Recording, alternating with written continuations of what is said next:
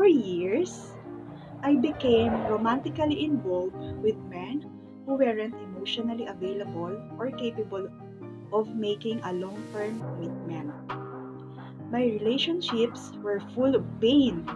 I wanted to get married, so I knew I had to do something radically different. One day, I decided to pray.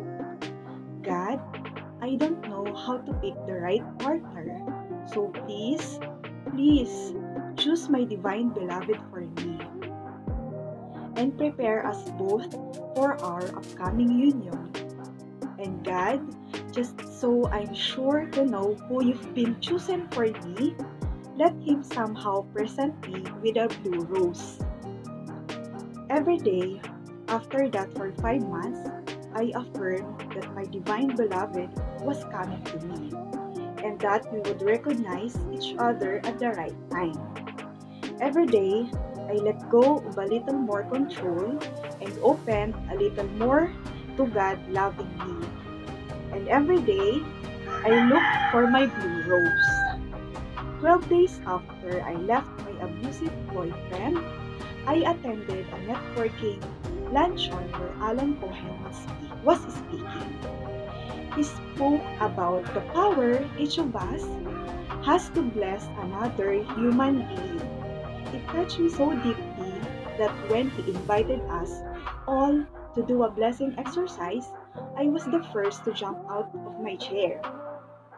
Over 100 people around me scrambled to find a partner. Suddenly, everything was quiet, and the young blue-eyed man stood in front of me. We joined hands and gazed into each other's eyes. Following the exercise, I asked, "Will you bless me?" For several minutes, he silently poured unconditional love and blessings onto me. He then asked, "Will you bless me?" And I returned the love. We didn't say anything else to each other. The exercise ended and we returned to our seats. I was in a daze. In a few minutes, the young man returned and introduced himself as David Rose. I knew then that God Himself had presented me with my blue-eyed rose. A year later, we married Brenda Rose. So yung sumulat ng letter na to ay si Brenda Rose. O diba napakaganda? Diba napakaganda?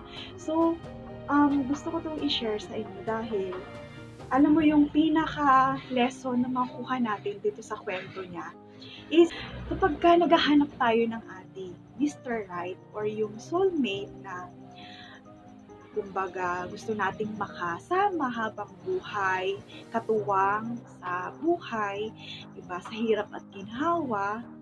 So, ang una nating gagawin is hingin natin yung guidance ni God. Sabi nga dito, nag-pray lang daw siya kay Lord and yung araw-araw, inilelet go niya lang or kumbaga sinasabi niya lang kay Lord na kayo na po yung bahala magbigay sa akin ng aking perfect match. So, nagkaroon din siya ng mga past relationships, abusive boyfriend. So, after nung naranasan niya na magkaroon ng mga failure sa relationship, naisipan niya mag-pray kay God. Hiningi niya talaga yung guidance ni Lord and hindi siya binigo ni God.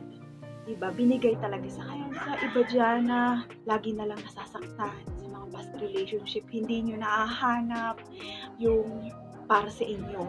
Huwag kayong mawalan ng pag-asa. Baka gustong iparealize sa'yo ni God na please, mahalin mo yung sarili mo. Kasi, paano ka magmamahal ng ibang tao kung yung mismong sarili mo hindi mo mahal or hindi mo pinapahalagahan? Na kailangan bago tayo maghanap ng relationship, ng partner sa buhay is dapat kilala natin yung sarili natin, mahal natin yung sarili natin, alam natin yung value natin. Diba? Kasi 'pag mahal natin yung sarili natin, makakapagbigay tayo ng pagmamahal sa ibang tao. And 'pag nakikita ng ibang tao na mahal natin yung sarili natin, siyempre mamahalin din tayo, irerespeto din tayo, igagalang din tayo. Magtiwala na lang tayo kay God kung sino at kailan niya ibibigay yung ating soulmate